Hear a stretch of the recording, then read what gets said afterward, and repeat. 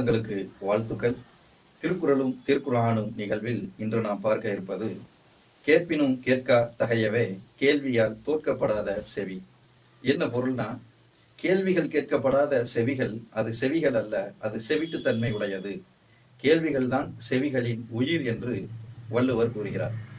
வல்லல் நபி ஸல்லல்லாஹு அலைஹி வஸல்லம் அவர்கள் என்ன கூறுகிறார்கள்னா, ஃபஇன்னமா ஷிஃபாஉல் ஐயி அஸ்ஸுஆல், கேள்வி கேட்பதுதான் அது அறியாமைக்கு மருந்து என்று கூறுகிறார்கள். நம் நாட்டில் அரசியல்வாதிகள் எல்லாம் ஓட்டு போடுவதற்கு பணம் கொடுக்கிறார்கள்.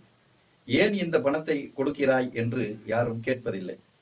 இந்த பணத்தை எனக்கு கொடுப்பதால் உனக்கு என்ன லாபம் கிடைக்கும் என்று யாரும் கேட்பதில்லை.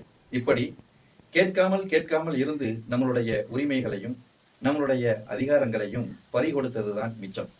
கவிஞர் வாலி எழுதுகின்ற பொழுது ஏன் என்ற கேள்வி கேட்காமல் நமது வாழ்க்கையே இல்லை என்று குறிப்பிடுகிறார். எனவே எது ஒன்றையும் ஏன் என்று கேட்டால்தான், எதற்காக வேண்டி என்கின்ற கேள்வியை வைத்தால்தான் நமது வாழ்க்கை பாதுகாக்கப்படும், நாமும் பாதுகாக்கப்படுவோம். நன்றி, வாழ்த்துக்கள்.